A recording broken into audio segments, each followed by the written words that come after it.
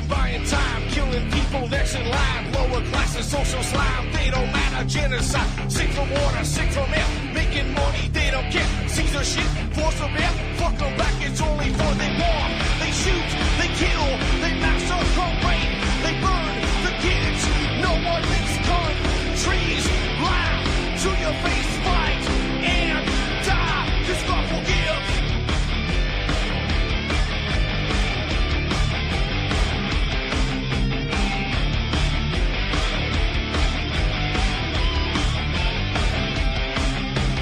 Selling lies and buying time, killing people next in line. Lower classes, social side, they don't matter. Genocide, sick from water, sick from air. Making money, they don't care. See their shit, force of air. Fuck them back, that's only fair. They bomb, they shoot, they kill, they massacre, rape, they burn the kids. No one makes countries laugh to your face, fight and die. Cause God forgives. Yeah. Coming back around again.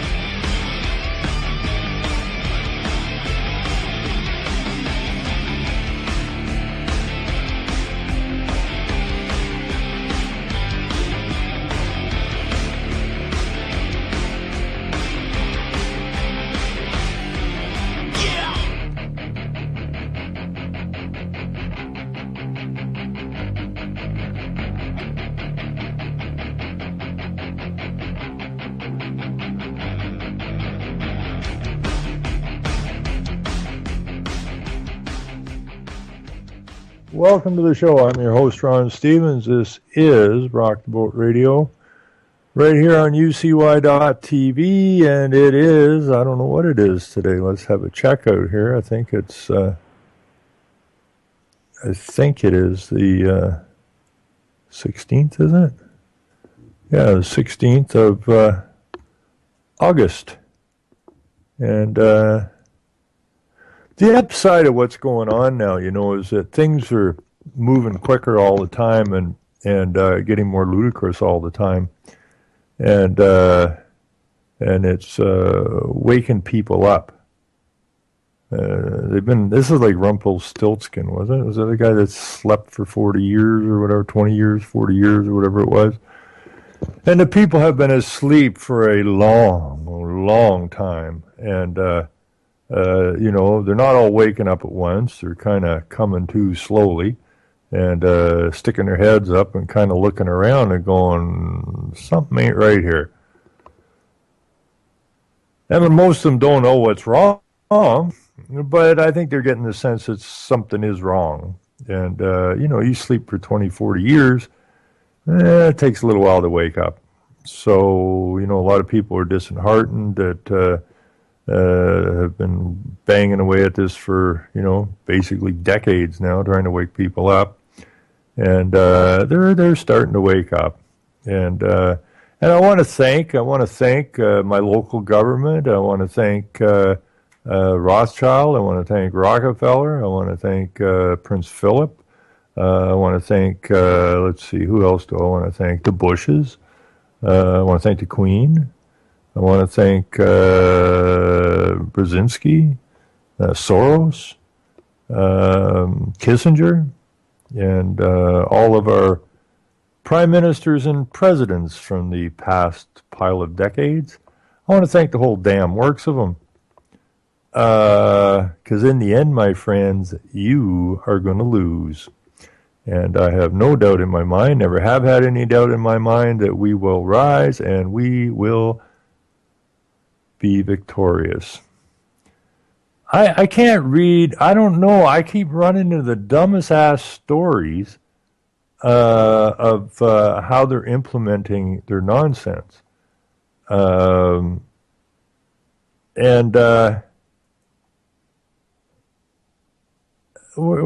did I see that story today? Okay. Coquitlam, British Columbia, which is part of the Greater Vancouver area, or Greater Vancouver. Now, people are not real bright. I get that. Apparently, there was a bear with a cub hanging out in in Coquitlam. Now, anybody with a half an ounce of sense knows a bear with a cub is not a good idea to go hang out with. And apparently some 10-year-old girl, the bear got a hold of it, and they got the kid away from the bear. And then, of course, they shot the bear, and then I guess they're looking for a home for the cub now. But this is how daft this is getting.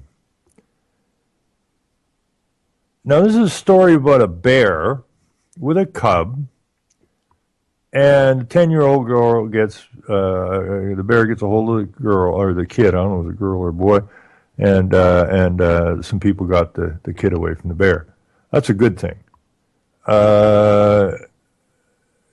It's like any mother. You don't get too close to mothers are protective. Period.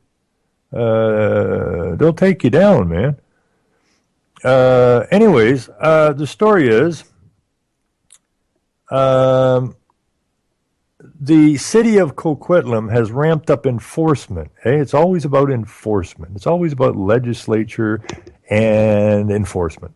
The color and force of law. Anyways, the city of Coquitlam has ramped up enforcement for residents who leave out so-called bear attractants. Infractions include leaving out garbage bins outside of designated hours and failing to pick up fruit that has fallen from trees or bushes on properties. And this all stemmed from this kid getting, having the bear go after the kid.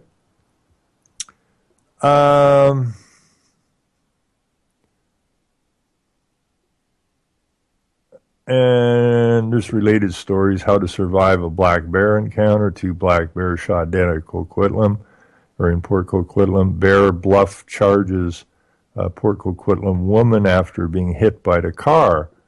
Well, that would tick me off too. And there's a story here that the bear attack could have been prevented. Well, yeah, you could have come and picked the bear up. I mean, the authorities could have come and picked the bear up. This bear had been around for several weeks, and I'm sure people made a call to the authorities that there's a bear and a cub wandering around our buildings here, and we all know that a bear and a cub can be dangerous.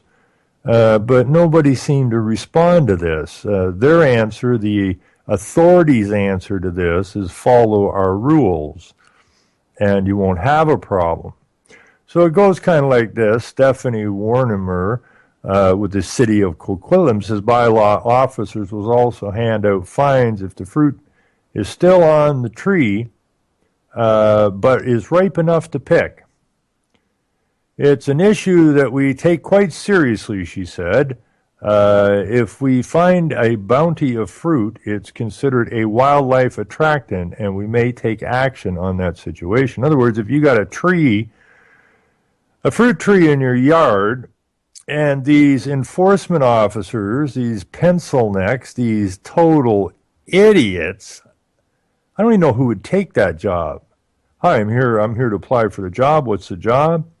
Well, we want you to wander around Coquitlam, and if you see fruit trees with fruit on them and you determine that they're getting ripe and could fall, they haven't fallen, but they could fall, then you're to write a fine of $500 to the one that owns the fruit tree. Well, do the authorities in Coquitlam not know that a black bear can climb up a tree with no sweat and pick the fruit that hasn't fallen on the ground yet?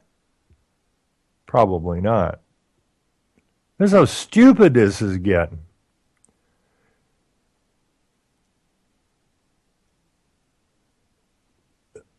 Warner says bylaw officers won't climb the trees to check if the fruit is ripe.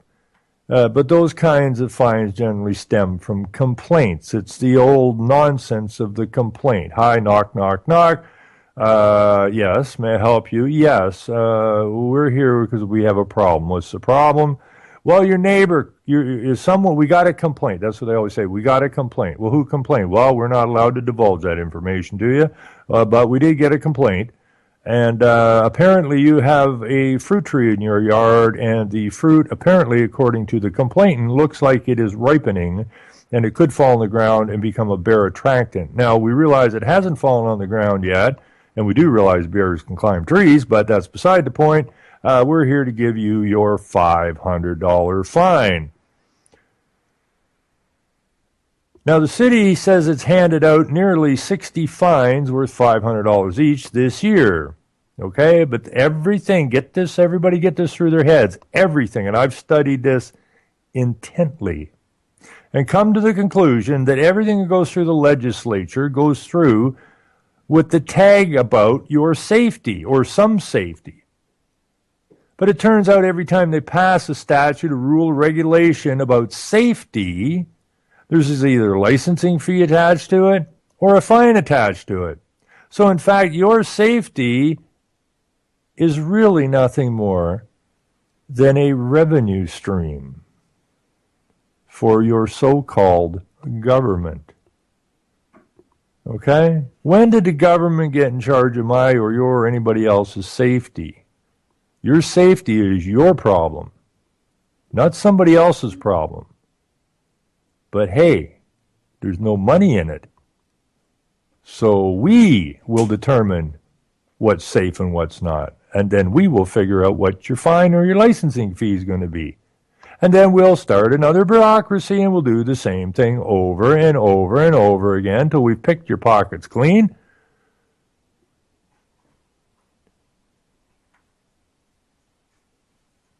Let's see. Warner said this is the first time in a decade of educating the public on the issue that the city has jumped to the more aggressive approach of ticketing.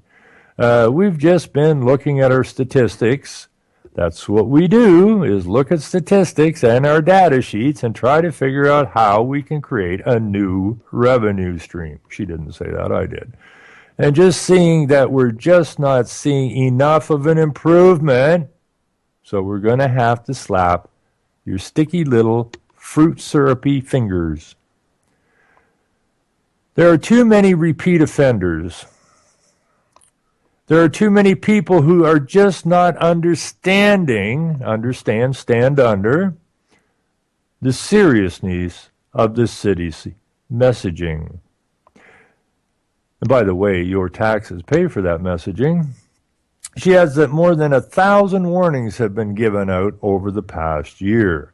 Last month, the city charter changed its bylaws to better manage waste and wildlife, and earlier this year it released a video guide on how to handle bear attractants.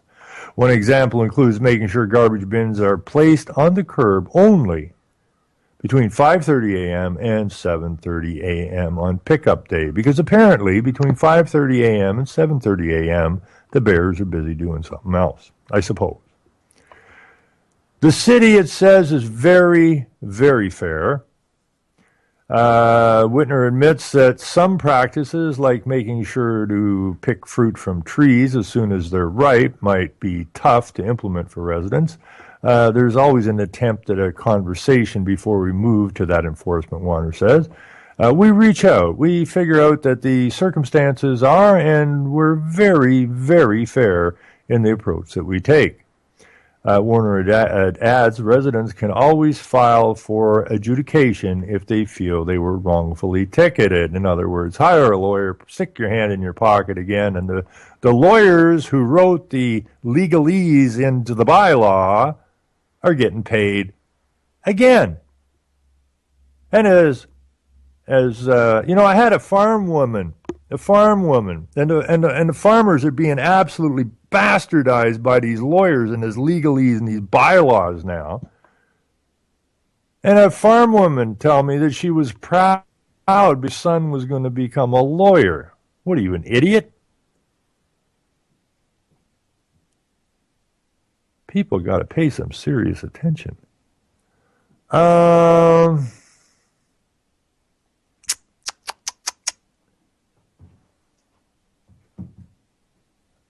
Let's see here now.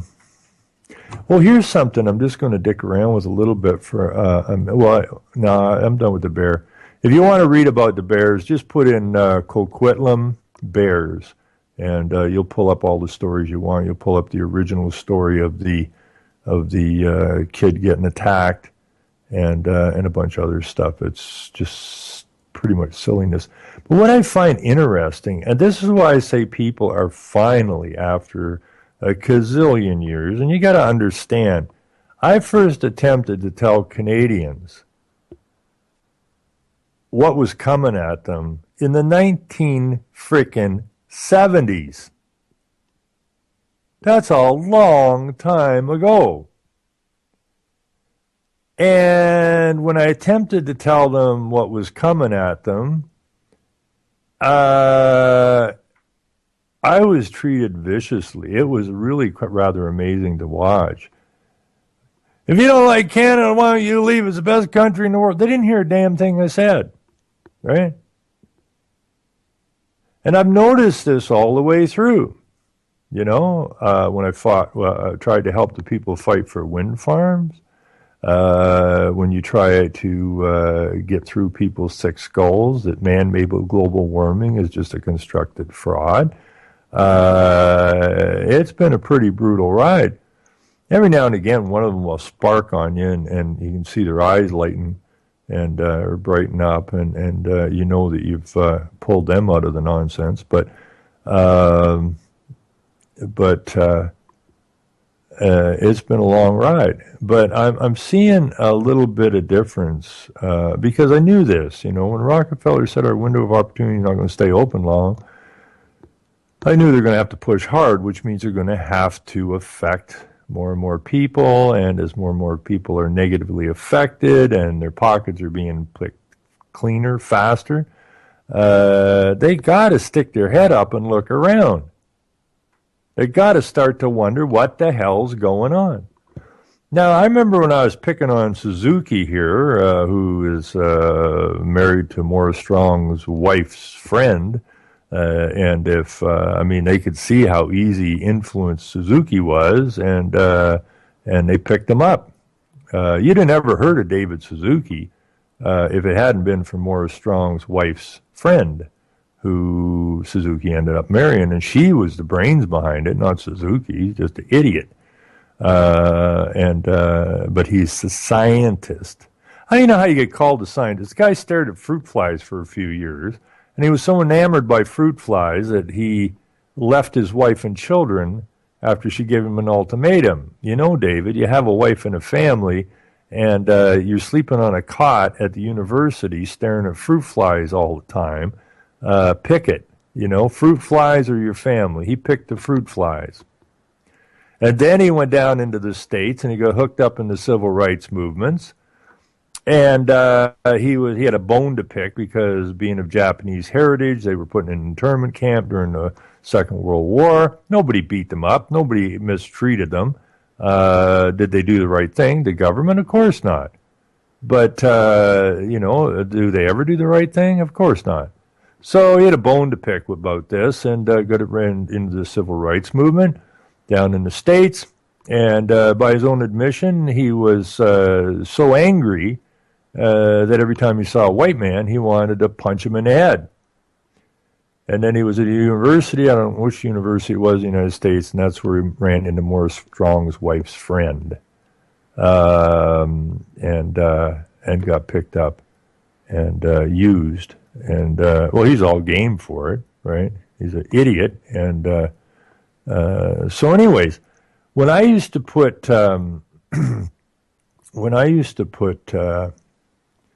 stuff up about Suzuki, I would get jumped on, you know.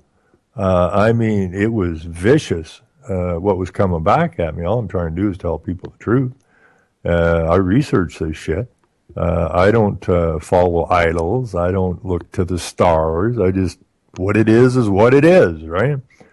And I always work with the idea that if I'm wrong, show me where I'm wrong, and I'll be the first one to thank you. But, I remember being at a all candidates meeting, and one of the candidates was chewing on about how how good the Suzuki was and how important Suzuki was. And we got to listen to Suzuki because he's telling us the world's going to end and we got to stop using fuel and all this kind of stuff. And so I got up to the mic and tried to explain to people who Suzuki was, and it's a good thing they didn't have guns in there or knives. I'd have never made it out of there. These people were nuts. You can't deal with reality, can't deal with truth. So I put this thing in here. It's the property assessment, assessed payments for energy retrofits, recommendations for regulatory change and optimal program features, of which Suzuki gets fed this crap from the United Nations. Morris Strong from UNEP was an honorary board member of the Suzuki Foundation. And so this is a very ugly thing. It's going to be implemented in every nation, especially in the West, and the idea of it is to drive you out of your homes. And you're going to be a corporate renter. And, of course, they're going to do it while they're smiling at you, and they're going to coerce you into a very ugly deal that's going to sound good, but in the end, it's going to cost you your home. Anyways, I was, and the picture that went with this story is, well, shit, let's see if I can't throw it into the chat here. I have, because this is who Suzuki is, I have 666 on his forehead and a hammer and sickle, or I got a hammer and sickle on one shoulder and a swastika on the other shoulder. And when people first saw that, I did this photo years ago, and it didn't go well. Didn't go well at all. So every now and again, I pull this stuff out and I take another shot at it to see if people get it, if they're waking up, so to speak. And I'm just going to read a few comments from it, because these people are obviously starting to get it, which really makes me quite happy, because, like I said, it's been a long old ride here. Anyways, let's see. Debbie says, never had any respect for him in the first place. He's nothing but a front man for whoever will pay him the most. Now I'll read the article. And elitist scum, says Bruce. Gary says New World Order is played by many. Suzuki is a member. Bruce says, shouldn't he be dead already? Oh yeah, only the good die young. Greg says, I've said it before and I'll say it again. Suzuki is the Antichrist. Well, he's not the Antichrist. He's just one of Satan's little helpers. And Mike says, total goof and hypocrite. Melinda says, I won't even read it. My blood boils when I hear his name. Wayne says, this ass should be in prison. One of the biggest cons living today as snake oil salesman. He's the person parents warned us about to stay away from. Monique says, I knew it. Barry says, useful idiot. Debbie said, he is to our government. He is to our government because he'll spout at all the garbage they're trying to force down our throats. Wind energy, global warming, and so on and so forth. So nobody jumped on me this time. Nobody. And I'm going, hot damn. Because years ago, it would have been the exact opposite. I would have been the problem, not Suzuki. So this shows me that people are beginning to come to, which is also very nice. Now, I see some stuff. Then I posted this other thing at the top here, trying to explain to people, because people, I find, get locked on to one item, so to speak. We have our fluoride fighters, we have our GMO fighters, we have our chemtrail fighters, carbon tax, vaccines, renewable energy, rising, utility bills and all these kind of things. But they always seem to just be stuck on one. And I want to warn people that are listening to this, be careful if you are going to join a group who is centered on a particular subject or tree, if you will. Most of those that are set up to voice only on a particular item, if you will, are normally controlled opposition. Okay, that's the modus operandi here. Okay, they actually start the conversation, as I like to say, and they have a very vibrant conversation and discussion, but in an extremely narrow band. Okay, and that is a sure sign of controlled opposition. So absolutely that. So I made this video, I don't know when I made it, I guess last year. And it was with Al Gore in it, because Al Gore and really the inconvenient truth and Al Gore is what really got this thing spinning out of control. Went through all the schools, it went through the general population, and here's an ex-vice president who's talked to the scientists and all this kind of crap. And the idea is to get everybody to believe that global warming is real. And then we go from there, because we have a major global problem that only a global solution can solve. And then we start adding in new problems constantly. So I just hammered this out today to try to, and it doesn't matter what country you're in. I mean, you can write the same thing and put your whatever's from your country, because all you got to do is just trace it through and you'll find basically the same thing. Anyways, Pierre Trudeau was our prime minister back in, I think it's 68 through whatever, 20 years. Off and on. Now, he was a member of the Club of Rome, and he was Jesuit trained.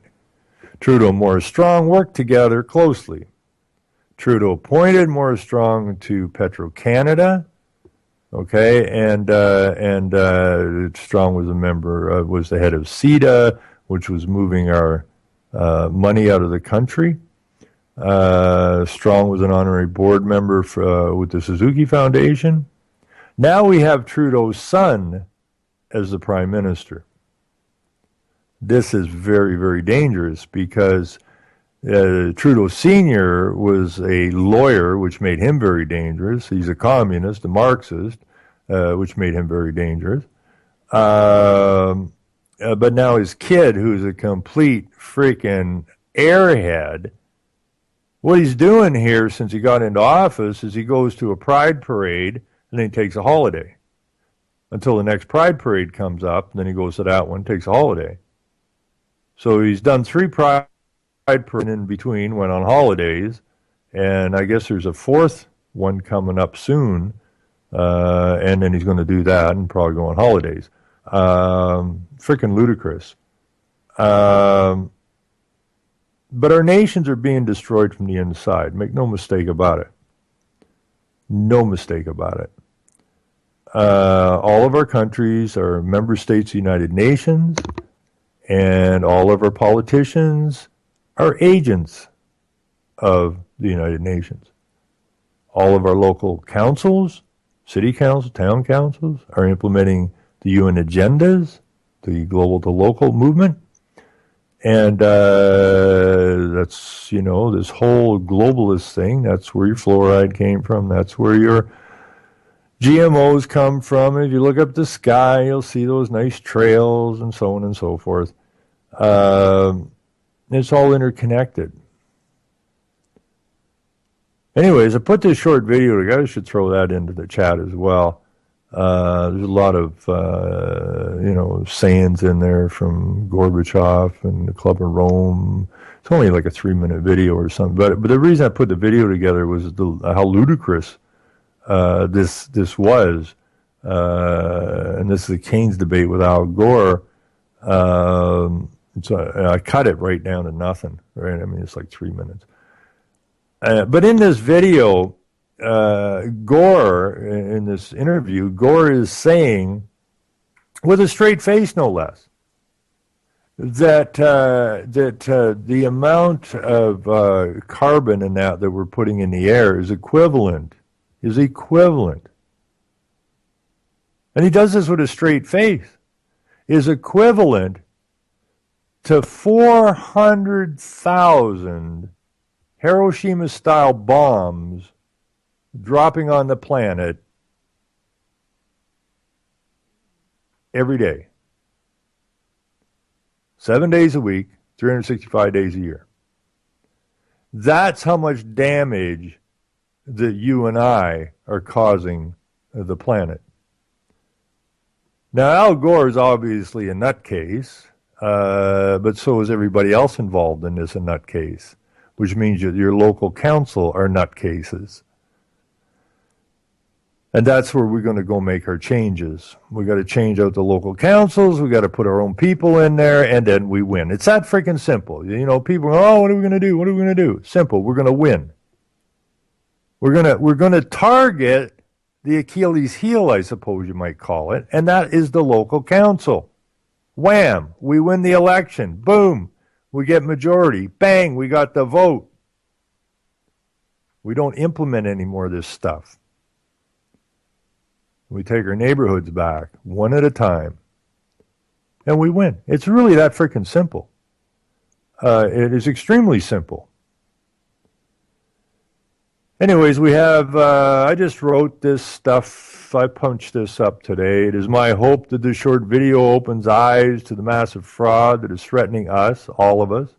A fraud that is being implemented by every city, town, council via UN Agenda 21, 2030, the global to local deal, be it global warming, vaccines, population control, renewable energy, rising hydro and gas bills, carbon tax, chemtrails, LGBTQ, early sex ed, assisted migration, GMOs, etc. They are all connected. They're all part of the chaos of which they're trying to get their order out of. Order out of chaos. I used Al Gore as the messenger because it was his inconvenient truth that really got the ball rolling. Gore is well known as a liar and a con man. He was in business with Morris Strong, the man who headed up UNEP, the Conference on Human Environment, back in '72 in Stockholm, Sweden, Rio in '92, and Rio Plus 20 in 2012. Strong was extremely influential in Canada. He headed CETA, the Canadian International Development Agency, I think it was called. Petro-Canada. He was a top man in power at Power Corp, which trained many of our prime minister. He was appointed by his godson, NDP leader Bob Rae, in 1992 to restructure Ontario Hydro. He was the instigator of the Earth Charter signed by Elizabeth May, who was a Green Party leader. Suzuki's 12-year-old daughter, Gorbachev, Rothschild, and others. Your country is a member state of the UN, and it is moving the UN globalist corporate desires through every level of government. It is past time, and I mean it, it is past bloody time we come to grips with their plan. It is time we push back against the evil that has descended upon us. The enemy is inside the gates, and Cicero warned us way back in 42 BC. It's time to wake up, roll up our sleeves, stiffen our minds and our spines. And the truth is, we got work to do. And we owe this. We have a duty. Make no mistake about it. We have a duty to our forefathers who came to these lands trying to escape the tyranny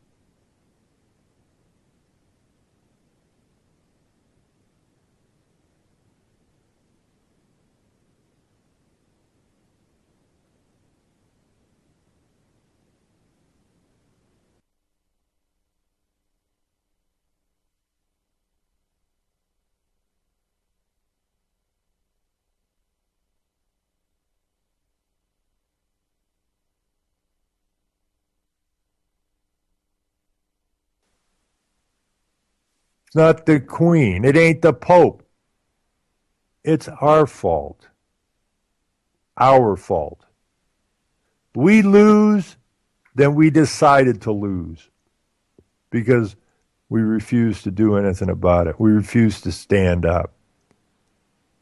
We are the cattle that we were warned we would become if we allowed ourselves to be deceived. We've lost our manhood. We best go get it back. I mean, when I look back in history, it blows my mind that when the Americans came up and burned down our legislature on the East Coast, what did we do? Let's back the old eye for an eye crap, right? What did we do? We didn't have fighter planes, and neither did you guys. Okay? I don't know if we did something that ticked you off. Oh, because we had the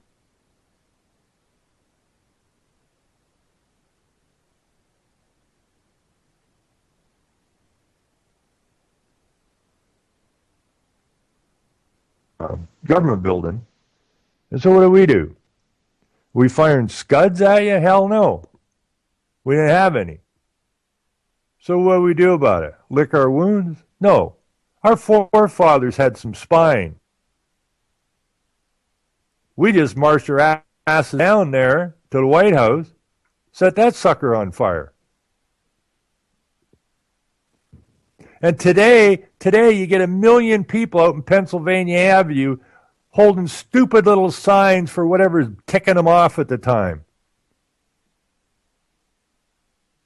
We're not happy, see my sign. And they laugh at you because they know you ain't a man no more. 1 million people standing there. And at the end of the day, well, I guess we showed them with our little signs. Now they'll do what we want, right? Wrong. I'm going to tell my mommy, I'm going to tell my daddy. That's about the best we can come up with. That's pathetic. But then, what did they do? They created an education system, an authoritarian system of education whose only real purpose was teach you to be submissive to authority. So your entire life, you're trained at early age to do nothing but be submissive every time somebody says they're an authority. Sorry, I had a complaint. I'm going to have to give you $500 fine because you got a pear on your pear tree and the bear might get hungry and yada, yada, yada, so here's your fine. Well, this really sucks. Yeah, go get a sign. Take it down to City Hall. No more fruit tree fines for us. We won't put up with it. No.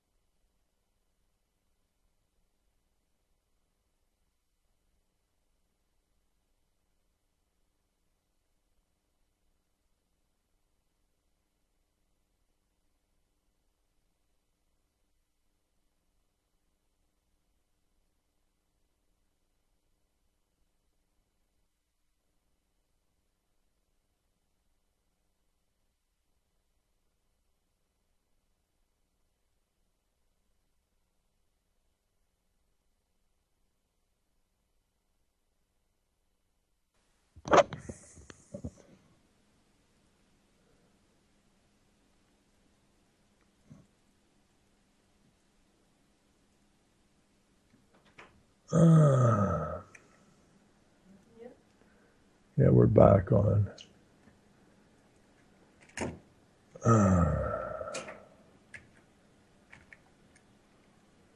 I guess we're back on air. I don't know what happened there. We dropped the internet connection. And maybe it was Brzezinski, maybe it was Prince Philip. I don't know. I have no idea whatsoever why we dropped the internet connection. Let's see here now.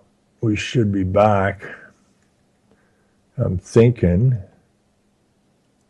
I can hear you. Thank you.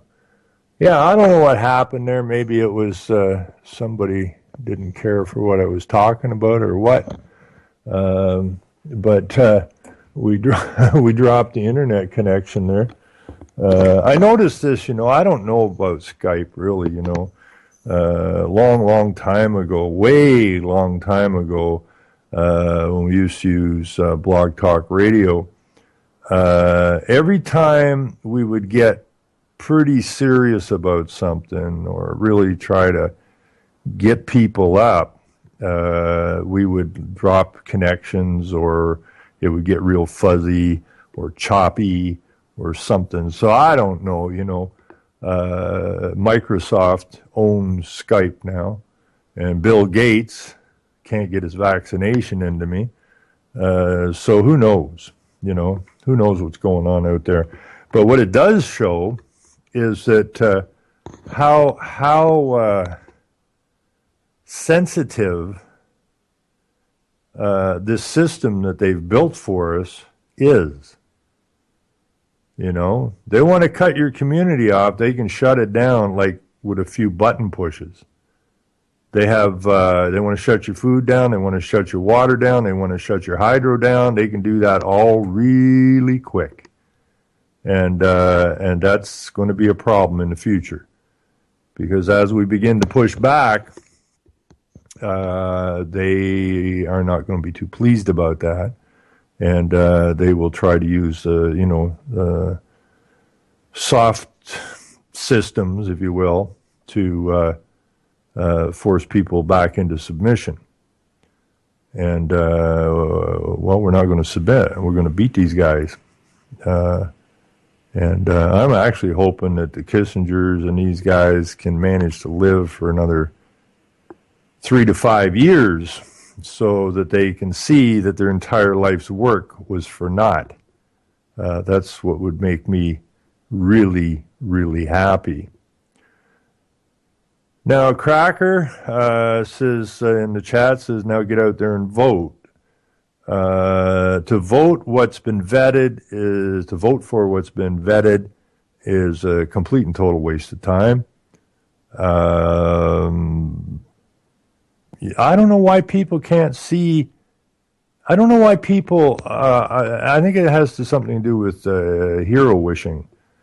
None of these people that are being voted in at the top levels are going to do anything positive. They don't have the capacity to do anything positive. And yet we all live in neighborhoods. We all live in towns and cities. That's the target. That has got to get to be the target.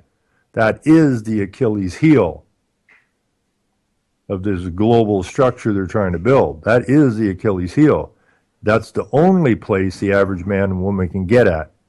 And if the average man and woman is hoping that Trump gets voted in and builds a wall or whatever, hot damn. But the solution doesn't lie there, okay? The solution is in each and everyone's hand. That's where the solution lies, and the solution is easy as your town hall. That's the solution. There is no other real solution. You gotta go get hold of those town councils. You gotta get enough people to run to ensure that you get the majority of that vote in that town council. Then when the state or the province or the feds say this is what we need you to implement, you can, I don't want to use the word, but I'm going to use it in this sense, collectively give them the middle finger. Okay, we ain't doing it. Period. Our job, once we get a hold of the local councils, is to educate the people, and that has to start ASAP. Got to educate the local people. Most local people don't have a sweet bajumping clues what's going on. You've got the ones complaining about this and complaining about... That's all we've turned into, is nations of whiners and nations of complainers.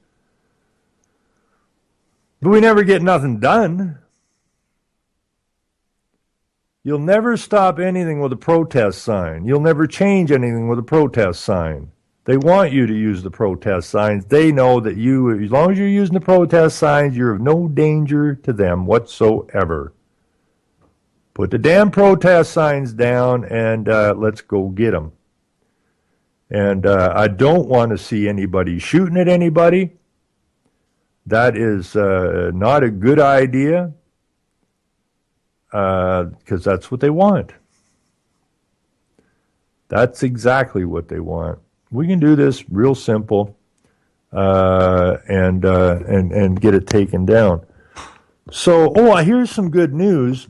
I think I was on Facebook the other night, I use Facebook as a gauge, is what I really use it for. It's a pain in the ass. I get thrown in jail all the time and whatnot. But I do. I use it to get a sense of where people's minds are at any given time. And I'm pretty pleased with what I'm seeing, actually. The stuff I posted years ago that they would try to tear me apart, that's all changing now. I'm not getting the negativity I used to get, and I've been getting it since the 1970s. So this makes me pretty happy. To see that people are finally getting what it is I've been posting. Now we just got to get them up to the next level, and that is to actually become active. And that's going to be a struggle.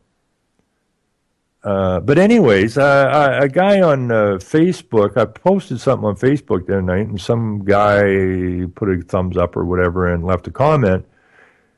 And I saw his little picture there. It kind of looked like, I thought, geez, is that some kind of a radio number? And so we talked for a bit, and turns out he has a talk show in Hamilton, Ontario. And I'm scheduled to do his show on mainstream radio September the 11th at 9 o'clock. So we're going to put a few things together here. And I didn't recognize who this guy was, just as talk show host. And so we'd chat, text back and forth for a while. And I said, I should come on your show. And he said, I'm thinking, yeah, you should come on my show. We'll have some fun. Good plan. And it wasn't until I saw a link to his website, and I clicked on that, and it come up Club 54, which I remember watching back in, I don't know, the 80s, maybe early 90s.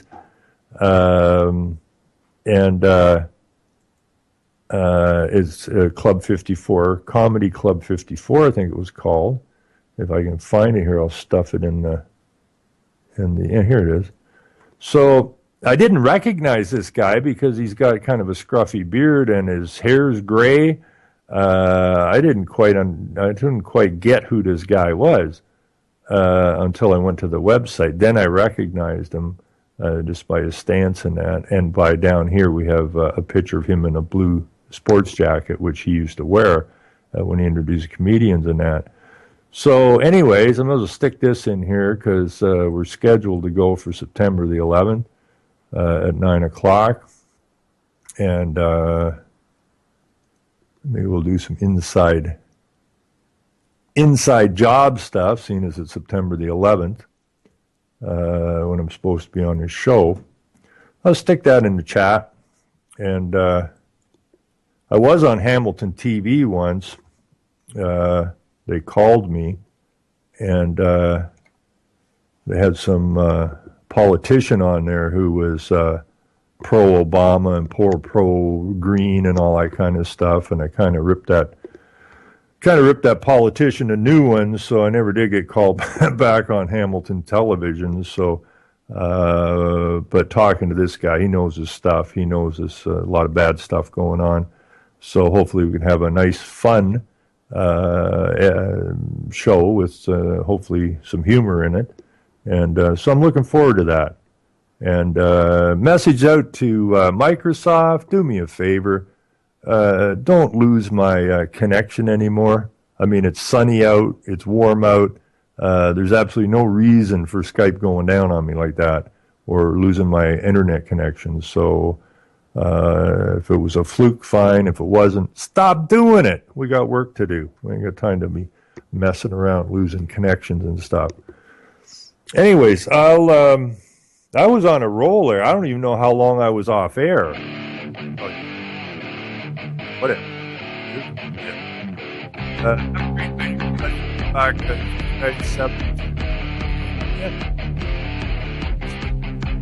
Selling lies and buying time, killing people next in line. Lower class and social slime, they don't matter. Genocide, sick from water, sick from air. All right. Making money, they don't care. Caesar shit, force of air. Fuck them back, it's only for they bomb. They shoot, they kill.